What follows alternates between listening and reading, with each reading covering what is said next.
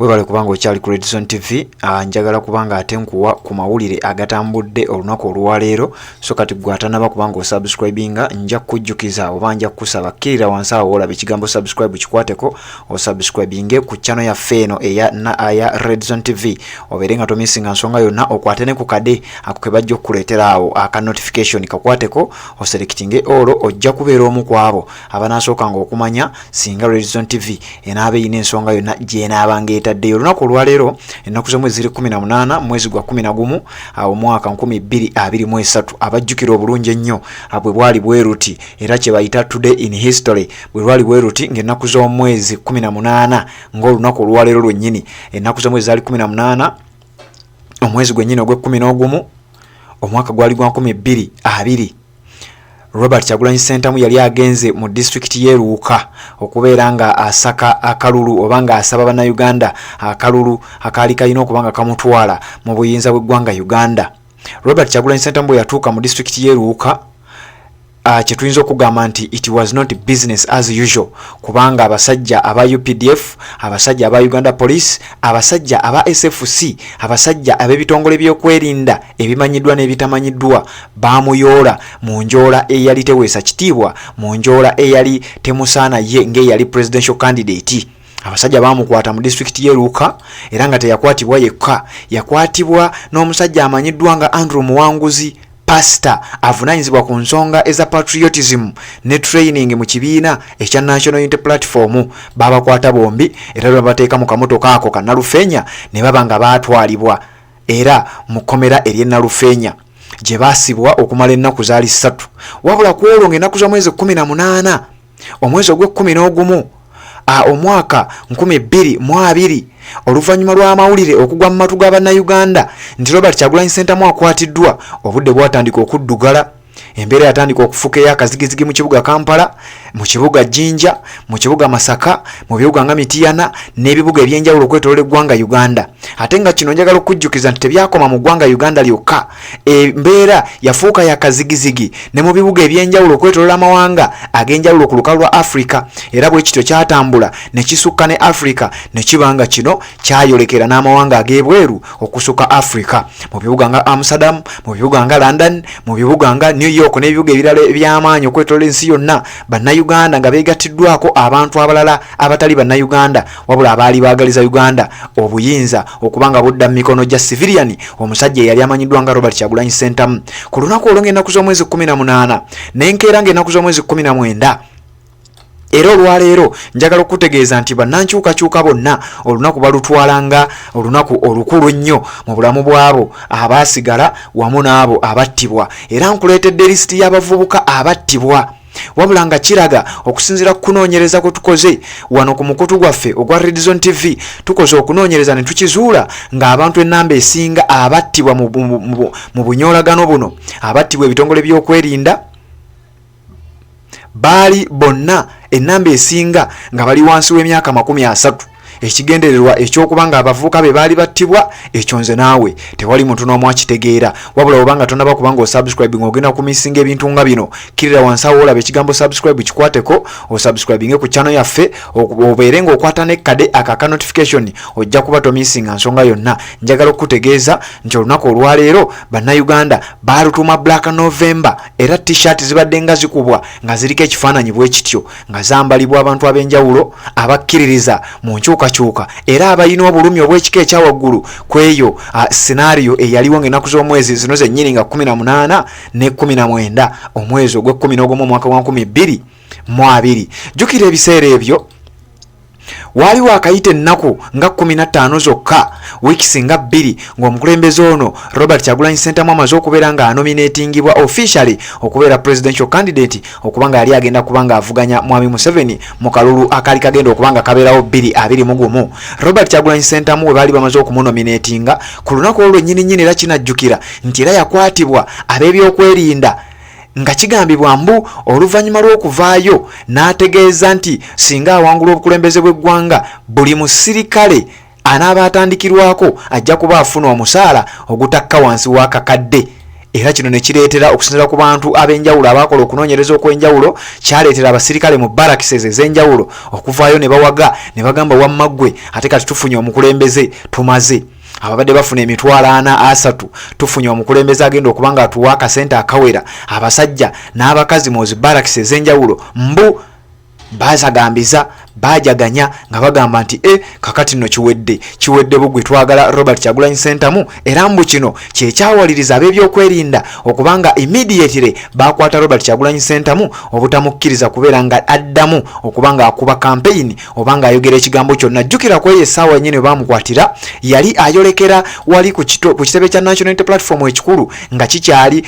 ku kitebe kyabwe ekamwokya we kyasookera ng'agenda kubanga asoma manifesto ye abeere nga agimalayo oba olyawo bannayuganda babe nga bagula ekirowoozo kye oba ebirowoozo byonna ebirungi ebyali amatoobuta bye yali asuubiza okubanga agenda kubanga akolera bannayuganda omuli n'ab'amagye aba police aba SFC n'ebitongole ebirala ebyokwerinda na bannayuganda bonna. Kakati olunaku olwo oluvannyuma lw'okumukwata embeera teyali ya bulijjo era abantu bayongera okubanga bateekawo embeera era ekiggwanga lyonna lyagugumuka abantu ne bateekawo embeera okuva mu bitundu by'eggwanga eby'enjawulo nga bagamba omusajja ono mumukwata mutya ng'ate mmwe kennyini mwamukkiriza okubeera ng'avuganya ku bwa pulezidenti bw'eggwanga. Kakati njagala okujjukiza Robert Kyagulanyi Ssentamu yatandika campaign ze era manifesto yamala n'agisoma oluvannyuma bwe yagenda wali mu kibuga Mbalala gye yalonkingira manifesto ye n'ebirala ebyali bigenda okubanga byali ateekeseteese okubanga akolera eggwanga ng'amaze okubanga awangula obuyinza. Robert Kyagulanyi Ssentamu ng'ennaku z'omwezi 18 yakkirira wali mu district y'Eruuka mu Eastern Uganda oba mu bitundu by'e Busoga n'abanga agendayo abenga asaggula akalulu. Kinajjukirwa nti ku lunaku luno abasajja abasirikale baamukwata nga tebamukkiriza kubeera nga asaba akalulu mu bantu nga beekwasa mbu amenye amateeka ga COVID-19. Jjukira mu biseera ebyo eggwanga lyali liri ku muggalo abamu gwe batakkiriza nti gwali gusaanidde olw'ensonga nti COVID-19 teyali w'amaanyi nnyo nga we kyali kyogerebwa. So kati Robert Kyagulanyi Ssentamu ku budde obwo yakwatibwa n'ateeka mu kabangali ka poliisi akamotoka nga bw'okalaba awo ku screen yo n'aba nga atwalibwa e Nalufeenya ate nga n'akamotoka ako bakayita Nalufeenya. Amawulire olwagwa mu matu ga bannayuganda mu kibuga Kampala n'ebibuga ebirala eby'eggwanga okwetooloola ensi yonna baavaayo abantu ne bayiika ku makubo ne baba nga bateekawo embeera nga bagamba ono omusajja temulina mumukwatako kubanga ffe gwe tukkiriza okubeera nga ye mukulembeze w'eggwanga. Njagala okutegeeza gwe munnange ali ku Red Zone TV nti embeera yatabuka, embeera yali ya bunkenke, embeera teyali ya bulijjo era abantu bangi baafa. Wabula nkuleetedde lisiti y'abantu abateeberezebwa okubanga be baafa. Abantu abo tukoze okunoonyereza nga tusinziira ku bigambo oba ebintu ebibakwatako ebyafaayo byabwe nga kiraga nti ennamba eyattibwa baali bavubuka. Newankubadde nga gavumenti yavaayo ne yeegaana omuwendo ogwali gugambibwa oluvannyuma lw'abantu okulaga obutali bumativu. Abantu abamu baakubwa masasi, abalala baatomerwanga mu mmotoka za poliisi, abalala baabuzibwangawo kiro ne baba nga batwalibwa mu bifo ebyali tebitegeerekese. Njagala okutegeeza nti ngenda kukusomera lisiti y'abavubuka bano n'emyaka gyabwe era nkuwe n'ebifo ebyasinga okufiirwa abantu abangi. Bw'oba tonaba kubanga osubscribinga ng'oli ku audio eno nja kukusaba kkirira wansi awo olaba ekigambo subscribe kikwateko osubscribinge ku channel yaffe eno kwate nekkade obeere nga tomisinga nsonga yonna. Osobola notusanga ku Facebook Red Zone TV, oyinza otusanga ku mukutu gwaffe ogwa Twitter ne ku TikTok gye tuli ate nga mu ngeri y'emu ne ku Instagram gye tuli. Njagala nkutegeeze nti abamu ku bavubuka abattibwa lisiti eyo nasobodde okuba nga ngifuna era nenkola okunoonyereza okw'enjawulo okuva mu sources ezesigika nenkutegeeza nti abamu ku bantu abattibwa baali bavubuka embulakalevu era nga kigambibwa nti abasinga obungi ku bano baali bali wansi w'emyaka 30 nga battibwa ebitongole by'okwerinda omuli police, omuli amagye, omuli ne LDU ekiseera ekyo eyali ekimanyiddwa nga Local Defence Unity, abasajja abaali beegiriisa mu kubanga bakozesa bubi amaanyi g'emmundu. Njagala kubanga nkusomera lisiti eno ey'abavubuka bano nga bw'obalaba awo otegeere kiki gavumenti eno kye yakola ku bannayuganda abaali bafuddeyo okulaga obutali bumativu bwabwe. Njagala nkuwa amannya n'emyaka gy'abantu bano otegeere era ntandise ne Fred Ssenkima ono nga yali wa myaka 18, Juliet Nabukeera yali wa myaka 36, Martin Owekiche yali wa myaka 52, Wile Kayondo yali wa myaka 25, Lemi Musisi yali wa myaka 24, Fred Nsubuga yali wa myaka 19, Ayubu Kangola yali wa myaka 45, Grace Walungama yali wa myaka 28, Abusoloni Kasirye yali wa myaka 21, Twahiru Ndugwa yali wa myaka 23, Daniel Nampulira yali wa myaka 25, ne Junior Semanda yali wa myaka 25, Regan Robert yali wa myaka 25, Peter Chintu myaka 25, Gift Nsubuga myaka 16,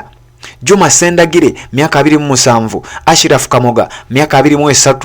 Richard Mutyaba myaka 45, Walusimbi Arnold myaka 14. Wabula bano babalala emyaka gyabwe tegyategerekeka nga muno mwalimu Sophie Kusasira, mwalimu Ibrahim Mutasa, mwalimu John Chitobe, mwalimu Nabawanuka alias yali amanyiddwa nga Mama Jackie, mwalimu Huzairu Kirujja, mwalimu Kansime Onek, mwalimu Beka Katolubwama, mwalimu Faizo n'abantu abalala abasukka mu 10 abatategerekeka. Wabula njagala nsimbe wakati wano ku muganda afono omugenzi amanyiddwa nga Beka Katolubwama. Ono nno nga abatamumanyi ye muganda w'omulenzi amanyiddwa nga ndoza naye ye Beka Waswa, era ng'ono ye wali mulamu. Omusajja ono bambi yavayo ne yeekubira n'enduulu, era namubagambako ke mabega kaawo ne mbawa n'amaloboozi ge nga bambi yeemulugunya ekifaananyi kya muganda we eyattibwa. Musajja wattu ye yali ayagala kibeere nga waakiri kiteekebwa ku kisenge ekisiige ku kitebe kya National Unity Platform ekipya e Makerere Kavule, kubanga bambi omusajja ono njagala kubanga nkuwa ku kifaananyi kye, simanyi oba nkyakiyina wano okumpi. Omusajja ono bambi yattibwa Beka Katolubwama nga muganda we Waswa wetwogerera akyaliwo era ye akyatemya bukofu, naye ekisinga okubanga kizaamu amaanyi akyalwanirira eddembe, akyali mu struggle, era ye ekimuluma kiri kimu kyeyavaayo n'antegeeza wano ku Red Zone TV n'aŋŋamba nti lwaki ekifaananyi kya muganda wange Beka Katolubwama omusajja abasajja gwe batta mu mbeera eno yennyini lwaki waakiri tebaakisiiga ku kisenge. Omugenzi oyo yoyo gwolaba ku kifaananyi amanyiddwa nga Beka Katolubwama yafiira mu bitundu by'Entebbe awo saidi ze Kajjansi n'ebitundu ebirala ebiriraanye waawo, kuba yali omu ku abo abaali bataddewo embeera saidi z'Entebbe okubanga bateekawo embeera oluvannyuma lw'okukwata omukulembeze waabwe amanyiddwa nga Robert Kyagulanyi Ssentamu. Kati omwana oyo Beka Katolubwama bambi omu ku bantu abattibwa bano benkusomedde, newankubadde nga ye muganda we akyaliwo era akyalwana bwezizingirire okulaba nga waakiri muganda we omugenzi mulongo munne afuna obwenkanya. Mu ngeri y'emu nga nkyakutwala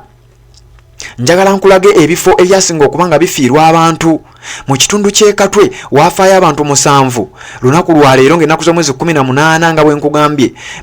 mwezi gwa November omwaka gwali gwa 2020. Mu bitundu by'e Katwe abantu 7 be baafa. Mu bitundu bya Kampala mu kibuga wakati abantu baali 6 ku lunaku lumu. Ku Old Kampala bali abantu 6, e Wandege bali abantu 5, e Nansana bali abantu 5, e Mukono bali abantu 3, e Kawempe bali abantu 2, e Wakiso twalaba omuntu omu. Kira mu division y'Ekira bali abantu 3 ku lunaku nno lumu. Entebbe bali abantu 2 era nga mu bana ababiri mwe muli ne Beka Katolubwama gwe njogeddeko. Mu bitundu by'Ensangi waafaayo abantu 2, mu bitundu by'Esseeta Mukono waafaayo omuntu omu, e Butambala saidi eri waafaayo omuntu omu, mu district y'Empigi mu kibuga Mpigi waafaayo omuntu omu, e Luweero waafaayo omuntu omu, e W'Obulenzi, Kinoni, Lwengo, Lakayi ne Jinja waafaayo omuntu omu. Abantu nno bano benkusomera abaafa tebaafa bulwadde, tebaafa COVID-19, wabula baali basajja ab'ebyokwerinda abandi badde abakuuma ddembe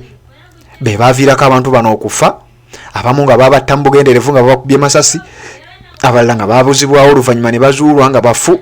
abalala baabalinnyanga n'ebimotoka by'amagye, ebimotoka bya military n'ebintu ebirala ebyali byefaananyirizako bwe bityo. So kati wano njagadde nkikuleetere olw'ensonga nti olwaleero lwe lunaku Bannayuganda abasinga obungi naddala abakkiririza mu nkyukakyuka lwe bajjukirirako abantu baabwe. Newankubadde nga waliyo embaga ya Kyabazinga wa Busoga, naye ensonga eno ekibikkiridde nnyo amawulire agasigadde olw'ensonga nti Bannayuganda ekintu kino bakitwala nti kya nsonga nnyo. Abantu bangi battibwa olunaku olwaleero, era waayita essaawa mbale olunaku olw'enkeera ng'ennaku z'omwezi 19 omwezi gwe gumu ogw'e11 abantu baddamu ne baba nga bagenda mu maaso n'okwekalakaasa nga bagamba bate twagala Robert Kyagulanyi Ssentamu ateebwe abeere nga addamu okuba kampeyini ze oba si ekyo mujja kgenda mujja tuviira musaaga. Bye ebimu ku byali ebigambo bya bannayuganda era nkakasanga mmwe abaali bagoberera Red Zone TV ey'ebiseera ebyo gy'abasajja gye baasalako ebintu bino byonna twabikuweereza nga butereevu wano ku mukutu gwaffe newankubadde ng'olunaku olwaleero omukutu guno gwe tukozesa mulala nnyo naye era nga nagwo gugenda kuba gukuweereza ensonga nga guli bwe gwalinga gukola. Kakati njagala kubanga nkutambuza mpola mpola nkutegeezeza ekigenda mu maaso ekyagenda mu maaso era nga we twogerera mu kaweefube w'okujjukira olunaku luno obutalwerabira olunaku luno nga 18 nga we nkugambye nti lukulu nnyo eri bannayuganda abakkiriza mu nkyukakyuka mu mawanga ag'enjawulo mu ggwanga mu mawanga ag'enjawulo ku lukalu lwa Bulaaya omuli amawanga nga Bungereza mu kibuga London omuli amawanga nga Switzerland omuli amawanga nga Netherlands omuli amawanga nga Sweden mu bibuga nga London mu bibuga nga Stockholm n'ebibuga ebirala okwetolola olukalu lwa Bulaaya. Bannayuganda abasangibwa sayidi eyo bavuddeyo nga balaga obutali bumatifu bwabwe era ebibuga biddugaliridde ebibuga biteereddwako embeera etali ya bulijjo olw'ensonga nti bannayuganda abasangibwa sayidi eyo bavuddeyo nabo ne bagamba newankubadde mu Uganda